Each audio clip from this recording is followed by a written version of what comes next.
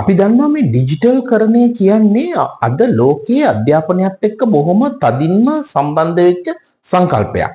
මේ ඩිජිටල් කරණය ගැන ලෝකයේ අපි මේ තුන්වෙනි ලෝකයේ රටවල් වන අපි අද දකින්නේ මේක ලෝකේ නව ප්‍රවණතාවය ලෝකේ ගමන් කරමින් ඉන්නේ මේ දිශාවට අපේ දරුවෝ මේ ඩිජිටල් කරණය තුළට අපි යොමු කළ යුතුයි ඒ තුලින් ඔවුන් ලෝකේ ජයගත යුතුයි කියන තැනක තාමත් අපේ සමාජයේ ඉන්නවා.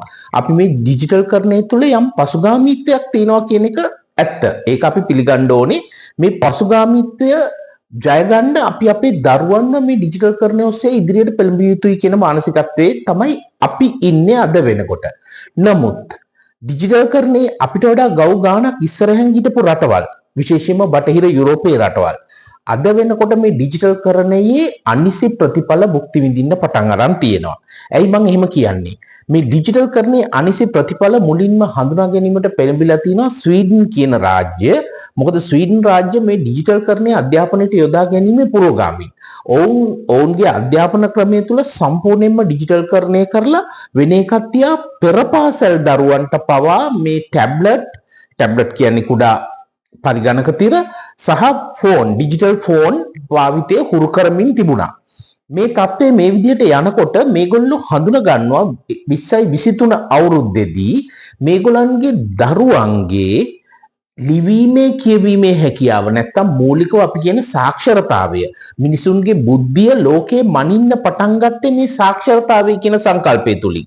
එතකොට මේ සාක්ෂරතාවයේ ක්‍රමික පිරිහීමක් ඔවුන්ගේ නව පරපුර තුළ ඔවුන් දකින්න පටන් ගන්නවා. මේ සාක්ෂරතාවයේ පිරිහීම හඳුනාගත්තත් එක්කම ඔවුන් ඒකට හේතු හොයාගෙන යනකොට ඔවුන් හඳුනා ගන්නවා මේ ඩිජිටල් තිරය තමයි ඔවුන්ගේ සාක්ෂරතාවයේ මායя කියලා. ඉතින් මේ වගේ දෙයක් හඳුනා ගැනීමෙන් කල්මර නිකන් හිටියේ නෑ ස්වීඩන් රාජ්‍යයේ විද්වතුන් අධ්‍යාපනඥයින්. ඔවුන් ඉක්මනින්ම යොමු වෙනවා මේ ඩිජිටල් කරණයෙන් ඔවුන්ගේ දරුවන්ව මුදවාගන්නේ කොහොමද කියන එක. දැන් අද වෙනකොට ඔවුන් සීමා පැනවීමක් කරලා තිනවා. ඒ සීමා පැනවීම ඇත්තටම ඔවුන් නිර්දේශ කරනවා වයස අවුරුදු 2කට අඩු දරුවන්ට තිර භාවිතය සම්පූර්ණයෙන්ම තහනම්. වයස අවුරුදු 2ත් 6ත් අතර අයට දිනකට තිර භාවිතය උපරිම පැයකටත් වයස අවුරුදු 6ත් 12ත් අතර දරුවන්ට තිර භාවිතය දිනකට උපරිම පැය 2කටත් ඔවුන් නීතිමය වශයෙන් සීමා පනවලා තියෙනවා. මේක අපි වගේ රටවල් වලට හිතන්න අලුත් දෙයක්. මොකද අපි තාම ඩිජිටල් කරණයට යමින් ඉන්න රටක්. එතකොට අපිට පුළුවන් ඇත්තටම මේ ඩිජිටල් කරණයට යනවාද නැද්ද කියන මතවාදය ඒ සාකච්ඡාව අද අපේ සමාජය තුල ආරම්භ කරන්න. ඉතින් මේක ඇතුලේ අපිට තව ගත යුතු වැදගත් දෙයක් තියෙනවා. ඇයි මේ ඩිජිටල් කරණය දරුවන්ට අහිතකර වෙන්නේ කියන එක. මේක තාක්ෂණිකව පොඩ්ඩක් විමසා බලන එක වැදගත් කියලා මම හිතනවා. දැන් ඇත්තටම කුඩා දරුවෙක් පුහුණුව ලබනකොට ඔවුන් අකුරු ලිවීම වෙනුවට තිරය මත අකුරු ටයිප් කරන්න හුරු වීම කොහොමද දරුවෙක්ගේ මානසික වර්ධනයට බලපාන්නේ? මෙන්න මේ කාරණේ ඊටාම වැදගත් කියලා මම හිතනවා.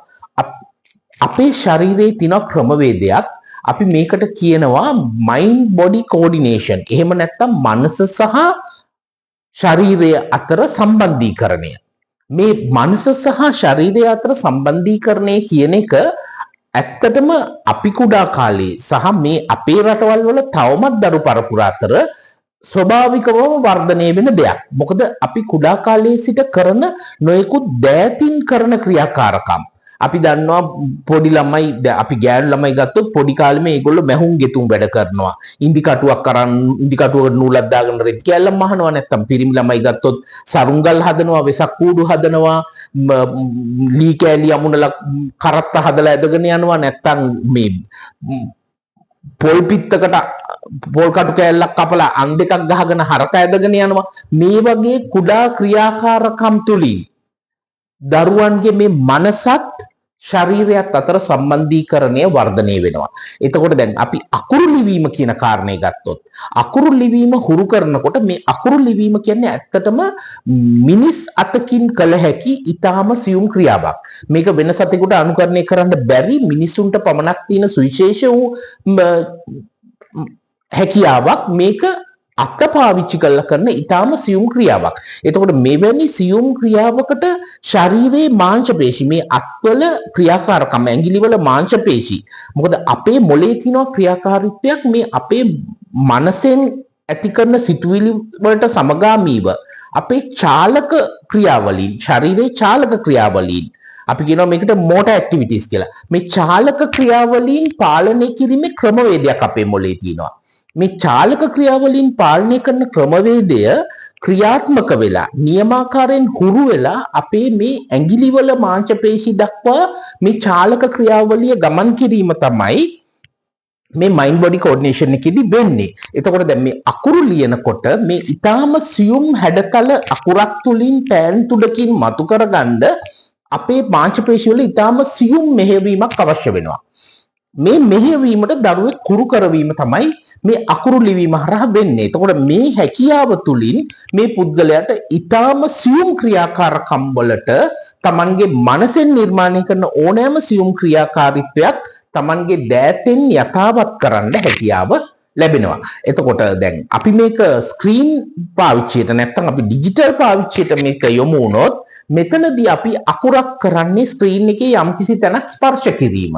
එතකොට අපිට අයන්න ඕන නම් යම්කිසි තැනක් ස්පර්ශ කරනවා, සයන්න ඕන නම් තව තැනක් ස්පර්ශ කරනවා. ඉංග්‍රීසි අකුරු උනත් ඒ විදිහයි. එතකොට දැන් මේ විදිහට අපි ස්ක්‍රීන් එකක් ස්පර්ශ කිරීමේදී ඇත්ත අපි බොහොම සියුම් තැනක් ස්පර්ශ කිරීමක් මේ ඇඟිලි තුලින් කරනවා. නමුත් අපේ මොළයට මේක ඒ අකුරු ඇස් වලින් හඳුනා ගැනීමෙන් ඔබට ලොකු චාලක ක්‍රියාවලියක් නැහැ. යම්කිසි නිශ්චිත තැනක් ස්පර්ශ කිරීම. එතකොට මේ කොයි අකුරක් ස්පර්ශ කිරීම අපේ මොළයට එකාකාර ක්‍රියාවලියක්. එතකොට මේ එක එක අකුරට අනන්‍ය වූ හැඩතල අතින් නිර්මාණය කිරීමේ හැකියාව පුද්ගලයාගෙන් ගිලිහිලා යනවා. මේ ගිලිහි යාම ඇතුලේ මේ පුද්ගලයාගේ සියුම් පරිකල්පනයට බාධා වෙනවා, හානි කරනවා. මේක විද්‍යාත්මකව අද වෙනකොට හොයාගෙන තිනවා මේ අකුරු ලිවීමේ හැකියාවෙන් පුද්ගලයන් බැහැරවීම තුළ පුද්ගලයන්ගේ සියුම් පරිකල්පන හැකියාවන් මොට වෙනවා.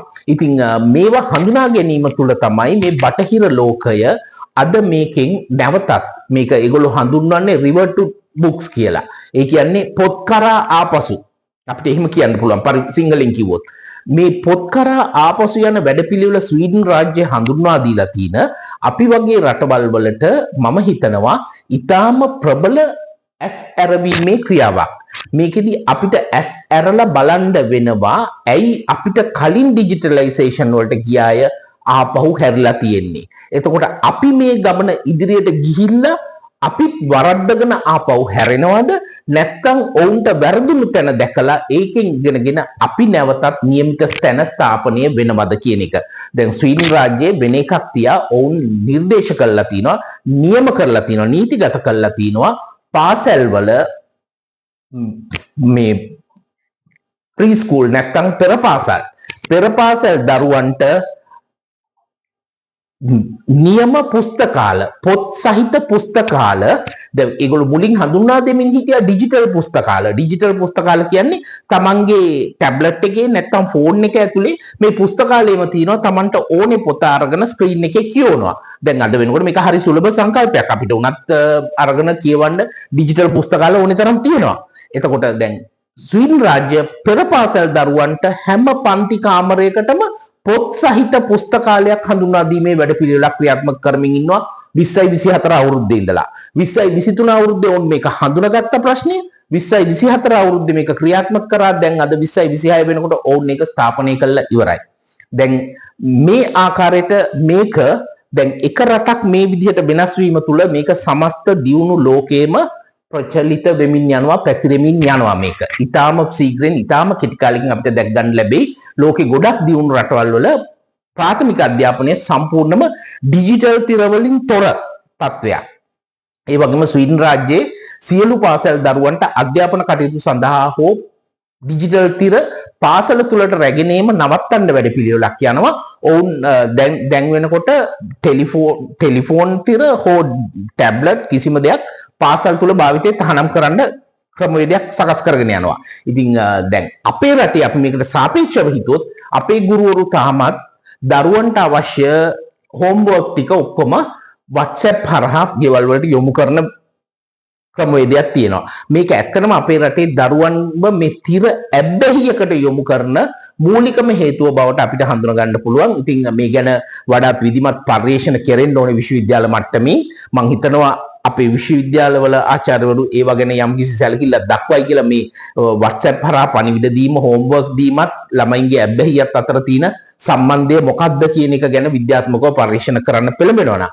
ඉතින් මේ ගැන මේ අපිට කතා කරනවා නම් තව බොහෝම දේවල් තියෙනවා කතා කරන්න. මම ඔබට මූලික වශයෙන් මෙවැනි දෙයක් කතා කරන්න හිතුවේ දෙමව්පියන්ට මේක ඉතාම වැදගත්. ඔබට පුළුවන් නිවස තුලදී ඔබේ දරුවව මේ තිරෙන් ගලව ගන්න, රටේ බලධාරීන් ක්‍රියාත්මක වෙලා ඒ සඳහා නියමිත වැඩපිළිවෙළ හඳුනා ගන්න අතුරු ඔබට කළ හැකි කොටසක් තියෙනවා. අපි අපේ කොටස කරමු. බලධාරීන්ට ඇඟිල්ල දික් කර ඉන්නේ නැතුව බලධාරීන් ක්‍රියාත්මක වෙලා යම් කිසි දෙයක් අපේ රටවල් වලත් මේ ප්‍රතිපත්ති වල වෙනස්කම් ඉදිරියේදී අපිට දැක ගන්නට ලැබේ. එහෙමනම් බොහොම ස්තුතියි.